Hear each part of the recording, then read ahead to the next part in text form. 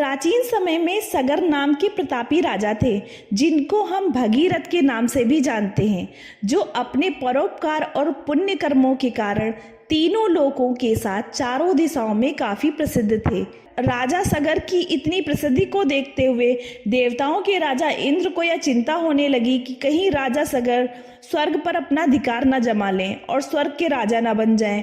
जब इंद्र इन्हीं सब चिंताओं में डूबे हुए थे तो राजा सगर ने अपने राज्य में एक अश्वमेध यज्ञ का आयोजन करवाया। इस यज्ञ में कई देशों के राजा शामिल हुए। राजा सगर ने यज्ञ में इंद्र को भी आमंत्रित किया। जब यज्ञ की पूजा समाप्त हुई और घोड़े को छोड़ा गया तो देवताओं के राजा इंद्र ने घोड़ा चुराकर कपिल मुनि के आश्रम में बांध दिया। जब राजा सगर को इस बात की सूचना प्राप्त हुई तो उन्होंने अपने सभी 60,000 पुत्रों को घोड़े की खोज के लिए भेज दिया।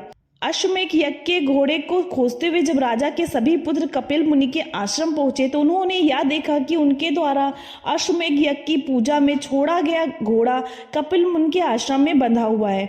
यह सब देख राजा सगर के पुत्रों ने कपिल मुनि पर घोड़ा चोरी करने का आरोप लगा दिया।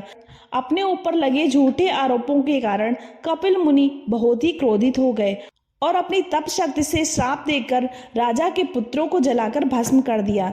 जब इस घटना के बारे में राजा सगर को पता चला तो वह तुरंत ही भागकर कपिल मुनि के आश्रम पहुंचे।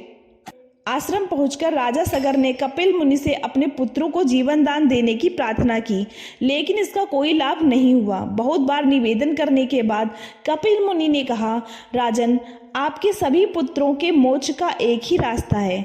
आप स्वर्ग में बहने वाली मोक्षदायिनी माँ गंगा को स्वर्ग से धरती पर ले आए।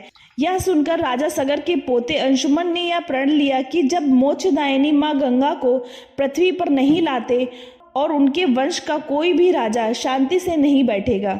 गंगा को धरती पर उतारने के लिए राजकुमार अंशुमान कड़ी तपस्या करने लगा, लेकिन राजकुमार अंशुमन की मृत्यु के बाद राजा सगर को कड़ी तपस्या करनी पड़ी। राजकुमार अंशुमन का नाम ही भगीरथ है, लेकिन राजकुमार अंशुमन की मृत्यु के बाद राजा सगर यानी भगीरथ को कड़ी तपस्या करनी पड़ी। अपनी कठिन तप के कारण राजा सगर यानी भगीरथ ने माँ गंगा को प्रसन्न कर दिया, लेकिन माँ गंगा का वेग बहुत ज्यादा था। यदि माँ गंगा अपने इस वेग से पृथ्वी पर उतरती तो पृथ्वी पर सब कुछ सर्वनाश हो जाता। गंगा के वेग को रोकने के लिए राजा भगीरथ अपने कठिन तप से भगवान शिव को प्रसन्न किया और भगवान शिव से गंगा के वेग को रोकने के हेतु सहायता मांगी। भगीरथ से प्रसन्न होकर भगवान शिव ने गंगा को अपनी जटाओं में धारण कर लिया, जिससे गंगा का वेग कम हो गया और गंगा सामान्य रूप से पृथ्वी पर अवतरित हो गई। गंगा को अपनी जटाओं में धारण करने के कारण ही भगवान शिव को गंगाधर कहा जाता है। जब राजा भगीरथ माता गंगा को कपिल मुनि के आश्रम में लेकर आए तो कपिल मुनि ने राजा के सभी 60,000 पुत्रों को मोक्ष प्रदान किया। ऐसा माना जाता है कि जिस दिन राजा सगर के 60,000 पुत्रों को मोक्ष प्राप्त हुआ उस दिन मकर संक्रांति का त्योहार था। धन्यवाद।